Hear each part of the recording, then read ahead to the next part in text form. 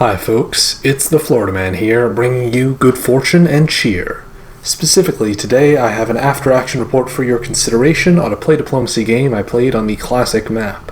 I joined the game as Turkey in fall 1907, so I will, as briefly as possible, cover the events that occurred before I joined the game, and then note when I joined the game.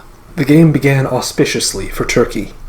Russia opened in a ridiculous way that left them completely open to Turkey and Austria, even allowing Turkey into the Black Sea for some reason. With the fall, it became clear Turkey and Austria had agreed to take advantage of Russia's weakness and work together. The build phase saw Russia reduced to 2 useless fleets and an army that was too far away from the southern front to be useful right now.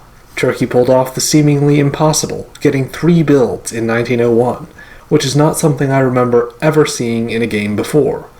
Although, realistically, given the sheer number of games I've played, there's a good chance I have. Spring 1902, however, Austria begins very quickly betraying Turkey, supporting Italy into Greece.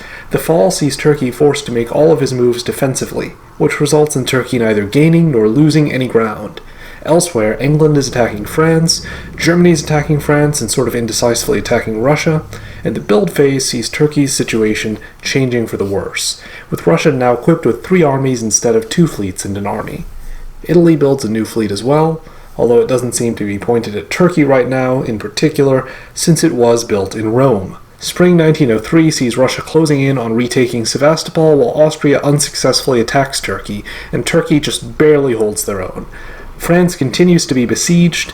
In fall, Turkey loses Sevastopol to Russia while France aims for Tunisia and seems to abandon homeland defense, and Italy creeps that Rome fleet down toward Turkey. Turkey is now reduced to the typical starting force centers. The only positive here for Turkey is that in the build phase, Russia constructs an additional army, which means that Russia remains a land power, unable to reach Turkey effectively without help, and having so many armies should hopefully naturally incline Russia and Austria toward fighting. Spring 1904, however, Austria and Russia seem to still be getting along. Austria abandons Galicia, while Russia holds tight and doesn't even bother defending Warsaw, as if confident it won't be attacked. Fall 1904, Russia getting into Armenia does not look good for Turkey. The bright spot here is that Austria and Italy are clearly no longer in a trusting relationship. Spring 1905, Italy successfully attacks Austria, taking Trieste and entering Albania. Turkey fends off the Russian invaders for a little while longer.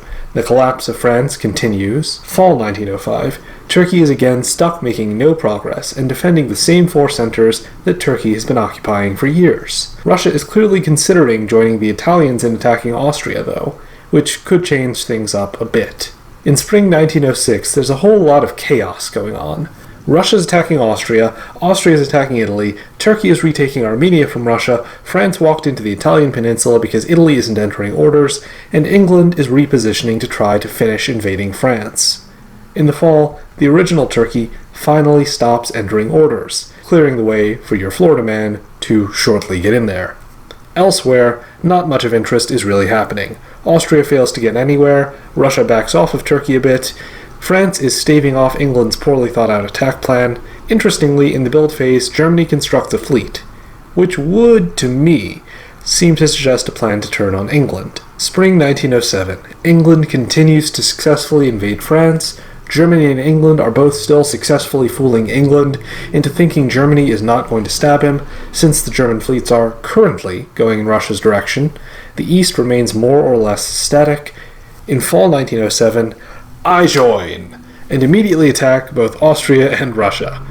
There was an opening there, with the surrendered Austrian and the Russian who was already being attacked by Germany, and was therefore stretched too thin. I think Germany and I actually made contact around this time just to encourage each other a little bit, and agree that we would both continue attacking Russia. In the build phase, I chose to get 2 new armies, anticipating Italy would still be unable to do much, and hoping to maintain a peace at sea, and expand quickly over land. Spring 1908, I make one of my bigger strategic blunders of this game, in retrospect. I make the destruction of Russia my short-term target, instead of finishing Austria off. The Austrian player who's joined goes about retaking Trieste and preparing to resurrect the Austro-Hungarian Empire, while Germany and I beat the Russian dead horse a bit more, and France slowly dies in the west.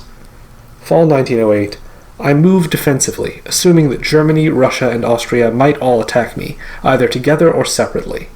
This was so unnecessary in retrospect that it's a bit ridiculous. I certainly should have walked into Serbia and Albania, rather than leaving everything where it was.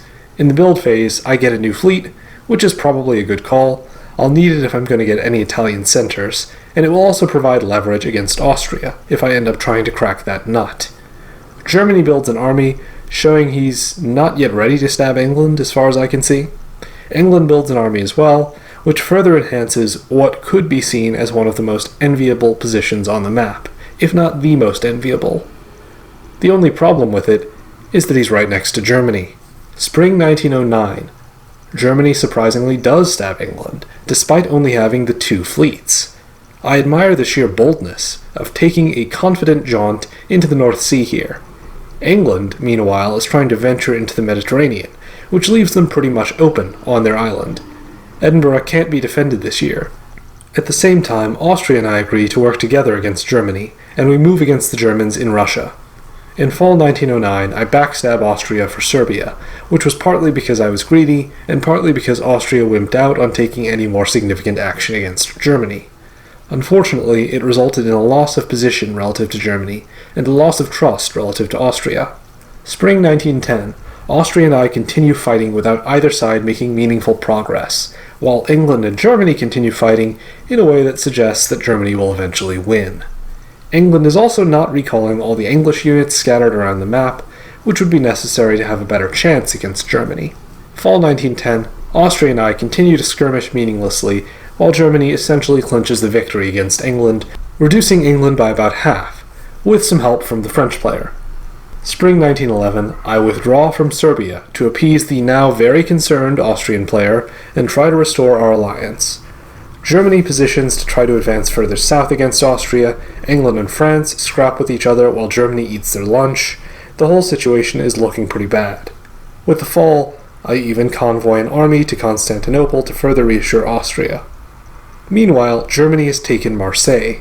Unfortunately for me, although the game continues beyond this point and I make minor advances, like sneaking a fleet west, and ultimately working with Italy to prevent any advance into the Mediterranean beyond Iberia, Austria was too complacent and unwilling to take risks for too long. I was unable to restore trust with him, and Germany's lines ultimately became too secure, so the anti-German alliance ultimately fails to stop him from winning. German solo victory. The frustrating thing in the game was that it was difficult to say exactly where I went wrong after taking over Turkey. I expanded to a greater degree than my predecessor ever achieved, but size isn't everything. If there's someone out there who's bigger in the end, then you might end up being the biggest fool. There were clearly mistakes in multiple places with the benefit of hindsight. On the one hand, I should have attacked Austria earlier and destroyed him. Maybe I should have allied with Russia. And I certainly shouldn't have stabbed Austria later when Germany was ascending to become a solo threat. We both needed to focus all of our fire on Germany. At one point, I did NMR, which never helps, but it's hard to think of an individual moment in this game when I could have definitely averted the end result. The game number is 166656, so it's searchable on PlayDiplomacy with that number. Feel free to go and look the game over and comment below. Tell me what you think I should have done differently. I hope you enjoyed this video. If you did, I recommend you send units to attack the like and subscribe buttons. Just like the brave hobbyists listed here, please feel free to occupy my Patreon or Ko-Fi, direct an exploratory unit into my blog, or do anything else in the direction of supporting me into Diplomacy's social media stardom. And until next time, Florida Man out.